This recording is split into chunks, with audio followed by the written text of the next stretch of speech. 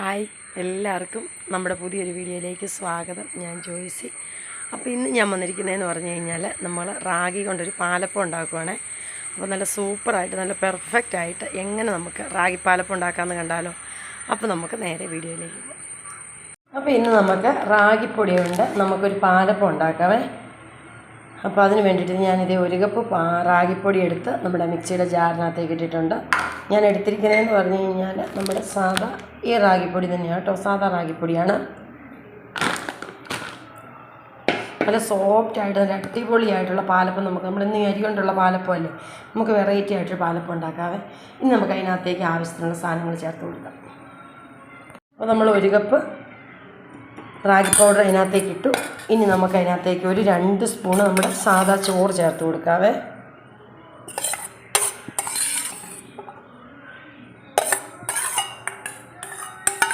ഒരു 2 സ്പൂണ് ചോറ് നമ്മൾ ചേർത്ത് കൊടുത്തു. പിന്നെ നമ്മൾ ആ റാഗി പൗഡർ എടുത്തിരിക്കുന്ന ആ കപ്പിന് 1 കപ്പ് തേങ്ങ,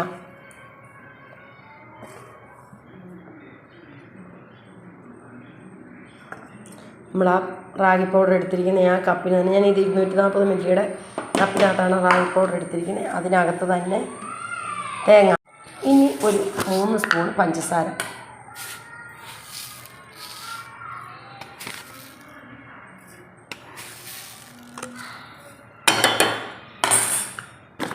ഇനി ഒരു 1/4 സ്പൂൺ ഈസ്റ്റ്, നമ്മുടെ സാധാ ഇൻസ്റ്റൻറ്റ് ഈസ്റ്റാണ്.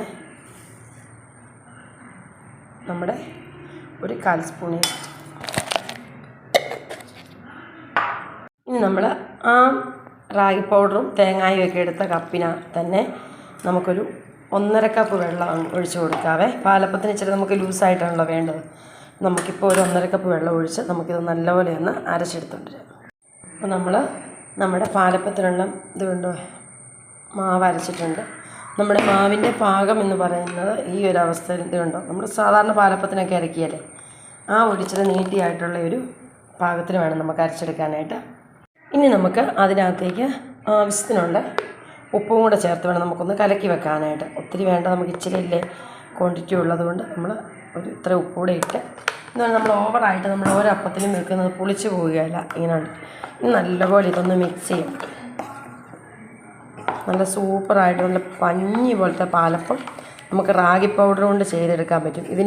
ഞാൻ എടുത്ത അളവെന്ന് പറഞ്ഞാൽ ഈ ഒരു കപ്പിന് ഞാൻ 1 കപ്പ് റാഗി പൗഡർ എടുത്തു, അതിന് 1 കപ്പ് തേങ്ങ എടുത്തു, ഈ ഒരു സ്പൂണിന് ഒരു 3 സ്പൂണ് ചോറിട്ട് കൊടുത്തു, ചെറിയ സ്പൂണിന്, പിന്നെ ഒരു 1/4 സ്പൂണ് ഈസ്റ്റ് ഇട്ട് കൊടുത്തു, ഒരു 3 സ്പൂണ് പഞ്ചസാര. 3 സ്പൂൺ പഞ്ചസാര വേണമെന്നുള്ളവർക്ക് ഇട്ടാൽ മതി, ഇല്ലെങ്കിൽ ഇടണ്ട, കുറച്ചിട്ടാൽ മതി.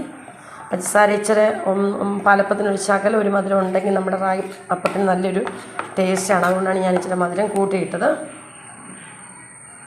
ഓവർ മധുരമൊന്നുമല്ല, നമുക്ക് ചെറിയൊരു മധുരമുണ്ട് നമ്മുടെ പാലപ്പത്തിന്, ആ ഒരു ടേസ്റ്റ് കിട്ടാൻ വേണ്ടിയിട്ട്, അത്രയേ ഉള്ളൂ, അല്ലാതെ വേറെ ഒത്തിരി മധുരം ഇട്ടിട്ടില്ല. ഇനിയിപ്പോൾ നമുക്കിത് നാളെ രാവിലത്തെ ബ്രേക്ക്ഫാസ്റ്റാണ്, വൈകിട്ട് അരച്ച് വെക്കാം. ഇല്ലെങ്കിൽ നമുക്ക് 4 മണിക്കത്തേക്കൊക്കെയാണ് ഉണ്ടാക്കുന്നതെങ്കിൽ നമുക്കൊരു 10 മണിയാകുമ്പോൾ അരച്ച് വെക്കാം. ഒരു 6 മണിക്കൂർ അല്ലെങ്കിൽ ഒരു 8 മണിക്കൂർ നമുക്കിത് നല്ലപോലെ ഒന്ന് പുളിക്കാൻ വെക്കണം.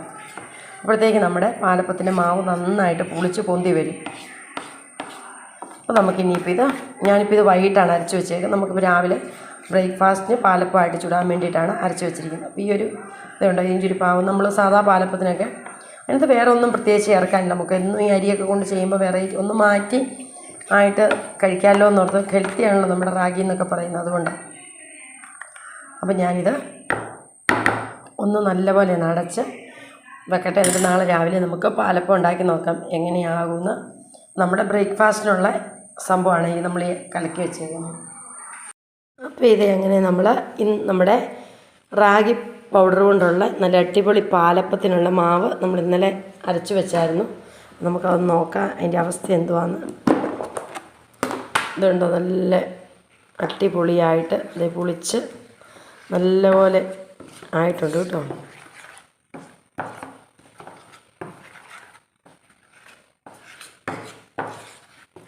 നമ്മുടെ ചട്ടി ചൂടായിട്ടുണ്ട്, പാലപ്പച്ചട്ടി വെച്ചിട്ടുണ്ട്, നല്ലപോലെ ചൂടായിട്ടുണ്ട്. ഇനിയിപ്പോൾ നമുക്കിതിനകത്തേക്ക് നമ്മുടെ ഈ മാവ് ഓരോ തവിയൊന്ന് കോരി ഒഴിച്ച് നമുക്കൊന്ന് ചുറ്റിച്ചെടുത്ത് കൊടുക്കും.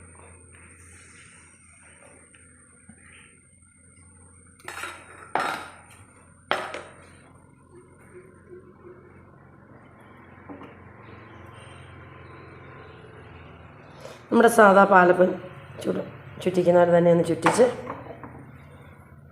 ഇപ്പം തന്നെ അരികൊക്കെ നോക്കി നല്ല നമ്മുടെ സാധാ പാലപ്പത്തിൻ്റെ പോലെ തന്നെ വരുന്നുണ്ട്, നല്ല സൂപ്പറായിട്ട്. തീ ഒത്തിരി കൂട്ടി വെക്കല്ല, ഒരു മീഡിയം ഫ്ലെയിമിൽ വെച്ചിട്ട്. ഇതുകൊണ്ട് നമ്മുടെ സാധാ പാലപ്പം പോലെ തന്നെ നോക്കി നമ്മുടെ റാഗി പാലപ്പം കണ്ടോ, നല്ല സോഫ്റ്റായിട്ട് നല്ല തൂത്തൊക്കെ വീണ് വരുന്നു. വീണ്ടും നമുക്കൊന്ന് അടച്ചു വെക്കാം. അപ്പോൾ അതെങ്ങനെ നമ്മുടെ റാഗി പാലപ്പം അടിപൊളിയായി. നമുക്കിത് എടുക്കണമെങ്കിൽ പ്രത്യേകിച്ച് തവിതിൻ്റെ ഒന്നും ആവശ്യമില്ല. അതുകൊണ്ട് നമുക്കിങ്ങനെ തന്നെ നമുക്ക് പാത്രത്തിലേക്ക് എടുക്കാതുകൊണ്ട് നമ്മുടെ സാധാ പാലപ്പം മാറി നിൽക്കും. വീണ്ടും നമുക്കുള്ളത് ഇതുപോലെ തന്നെ ഒന്ന് ചുട്ടെടുക്കാതെ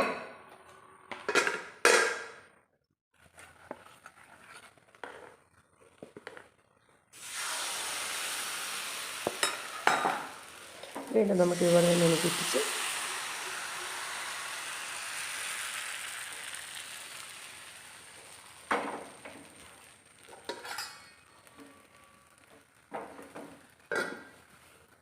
അപ്പോൾ ഇതെങ്ങനെ നമ്മുടെ നല്ല അടിപൊളി സൂപ്പർ നമ്മുടെ റാഗി പാലപ്പം റെഡി ആയിട്ടുണ്ട്. ഇതുകൊണ്ട് നമ്മൾ സാധാരണ നമ്മുടെ അപ്പം ചുരുന്ന കരിഞ്ഞു പോയിട്ടോ ഒന്നുമില്ല, നല്ല സോഫ്റ്റായിട്ട്. ഇതുകൊണ്ട് നല്ല അടിപൊളിയായിട്ട് നല്ല പഞ്ഞി പോലത്തെ പാലപ്പം, നല്ല ക്രിസ്പി പാലപ്പമാണ്, നല്ല അടിപൊളി പാലപ്പം.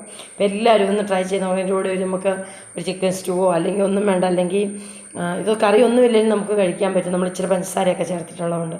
അല്ലെങ്കിൽ വെജിറ്റബിൾ ഒരു കുറുമ എന്താണെങ്കിലും നമുക്ക് അടിപൊളിയാണ്. നമ്മൾ പാലപ്പത്തിന് കഴിക്കുന്ന എല്ലാ കൂട്ടുന്ന എന്ത് കറിയാണെങ്കിലും നമുക്കിതിന് കൂട്ടാം. അപ്പോൾ എല്ലാവരും ഇങ്ങനെ ട്രൈ ചെയ്ത് നോക്കണം. ഹെൽത്തിയാണ്. നമ്മുടെ പഴയ കാലത്തേക്കൊക്കെയുള്ള മടങ്ങിപ്പോക്ക് റാഗി കൊണ്ടുള്ള അപ്പവും പുട്ടും ഒക്കെ കുറുക്കും ഒക്കെ ഉണ്ടാക്കി നമ്മൾ പിള്ളേർക്കൊക്കെ റാഗി കുറുക്കല്ലേ കൊടുക്കുന്നത്. അതുപോലെ തന്നെ നമ്മുടെ റാഗി കൊണ്ട് പാലപ്പം എല്ലാവരും ഒന്ന് ട്രൈ ചെയ്ത് നോക്കണം. അപ്പം എല്ലാവർക്കും വീഡിയോ ഇഷ്ടപ്പെട്ടെന്ന് വിചാരിക്കണം. ഇഷ്ടപ്പെടുവാണെങ്കിൽ ഒന്ന് ലൈക്ക് ചെയ്യാനും ഷെയർ ചെയ്യാനും ഒന്ന് സപ്പോർട്ട് ചെയ്യാനും ഒന്ന് സബ്സ്ക്രൈബ് ചെയ്യാനും മറക്കല്ലേ. വീണ്ടും നാളെ നല്ലൊരു വീഡിയോ ആയിട്ട് നമുക്ക് കാണാം. അതുവരെ ബൈ, താങ്ക് യു.